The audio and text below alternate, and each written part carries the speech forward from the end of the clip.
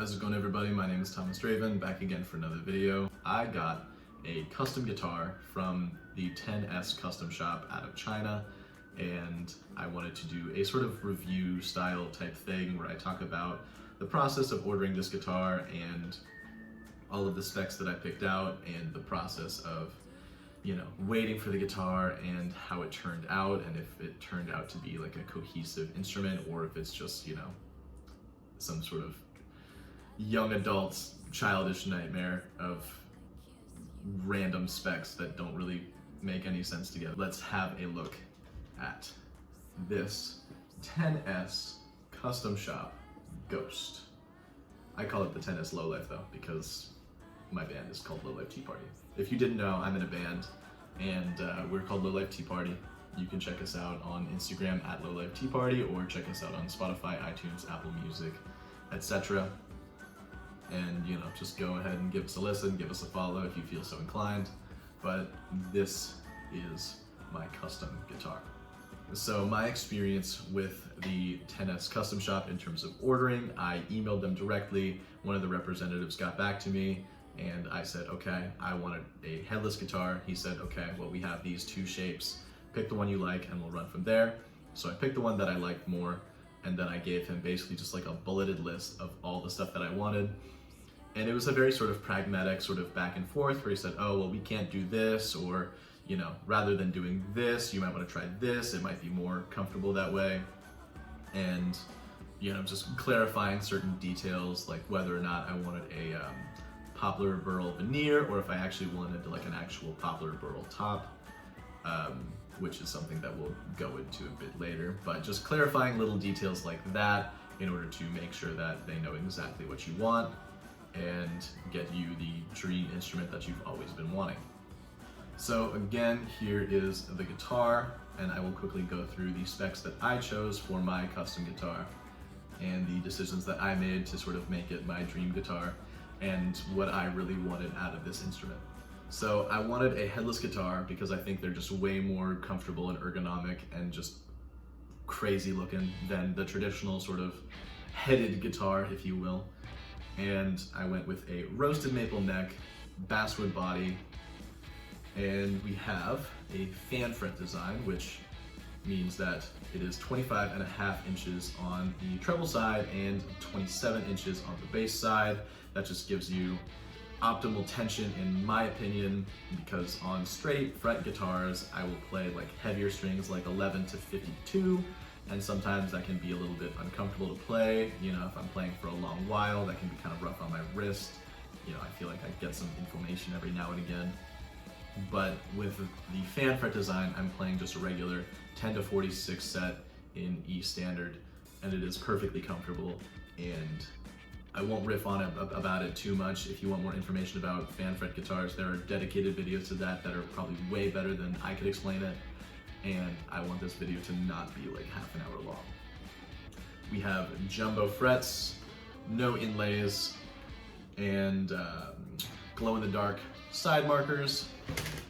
Again, sort of hard to see on camera, but it's the kind of thing where it's just something that is practical, that doesn't really cost that much extra to have done, and it's just kind of the right choice for a modern guitarist. If you're playing on a dark stage, you want to be able to see what you're doing.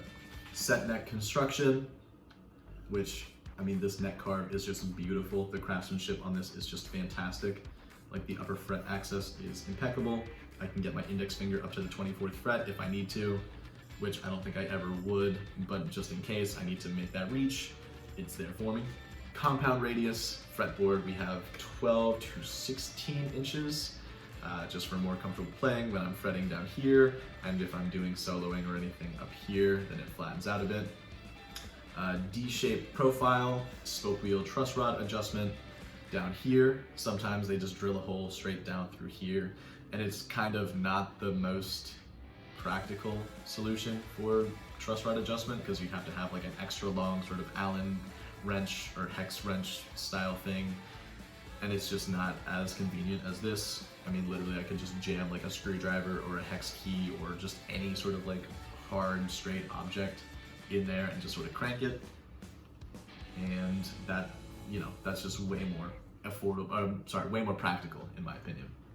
Moving on to the body, we have this amazing body made out of basswood.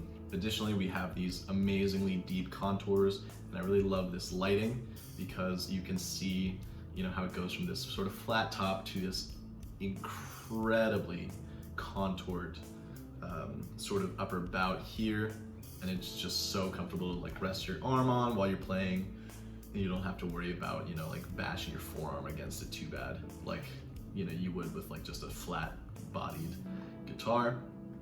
And then again on the back, this neck carve is fantastic and super ergonomic and comfortable, and this tummy cut is huge. I don't think I'm ever gonna gain enough weight to justify a tummy cut that big, but if I do, it's there for me. Then we have a poplar burl veneer. This is not a top, this is just a regular veneer, but they sort of masked it with this sort of like natural looking binding on the side.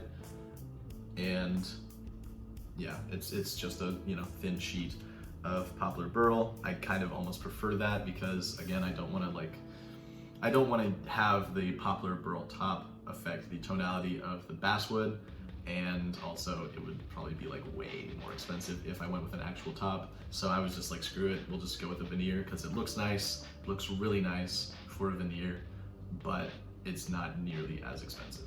In terms of hardware, we have again these locking head pieces. Each string just goes in and you turn it down, crank it down with just a an Allen wrench and tighten it down, run it through the nut, and then run it to the bridge.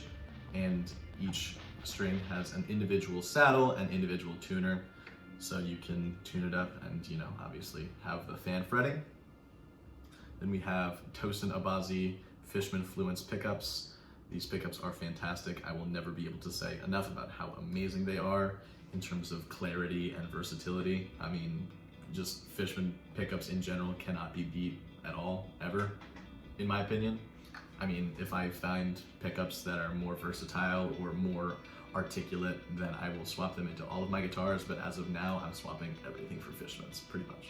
And then obviously we have a 5-way switch and a push-pull. The 5-way switch is, I think, the standard wiring that Tosin Abazi actually uses. So position 1 is bridge, position 2 is inner coils, position 3 is both humbuckers together, position 4 is just the outer coil of the neck, and then position 5 is just the full neck humbucker. And then obviously you can toggle between voices 1 and 2 with the push-pull. Moving swiftly on into playability, sound, and just overall experience with this guitar.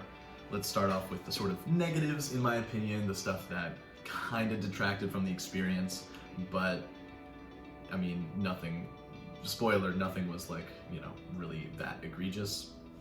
So we will start off with the binding, the natural binding around the edge of the guitar.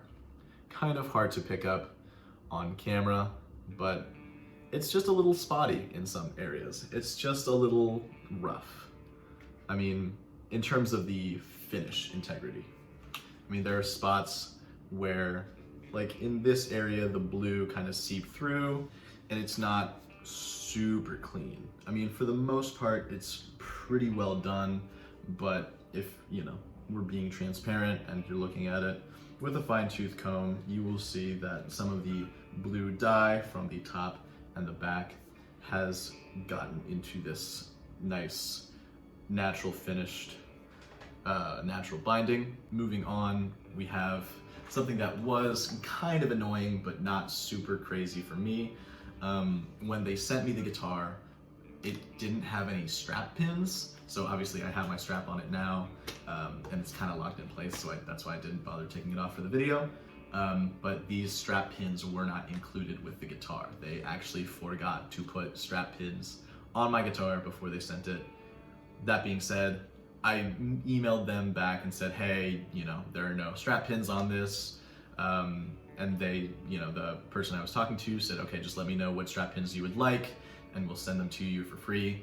And I thought that was really, shows that it was just an honest mistake and it can happen, but they were really, willing to make good on it. And I said, thank you for the offer, that's okay. I have some extra strap buttons laying around that I can just put into this, and so I just drilled them myself and stuck them in. But, you know, 10S was more than willing to send me some nice strap pins for my trebles, and so that was super cool of them. And so it's not a huge problem for me, but if you're, you know, kind of like a stickler for that kind of thing and want to be able to, like, you know, pull it out of the box and be able to play it on stage immediately, that's kind of not possible if you don't have a strap, or strap pins rather. Last thing though is some miscommunications with the factory. First and foremost, the no strap buttons. Again, honest mistake, it happens. We're all human. Whatever. It took me like maybe 10-20 minutes to just screw, you know, drill in some new strap buttons, which whatever.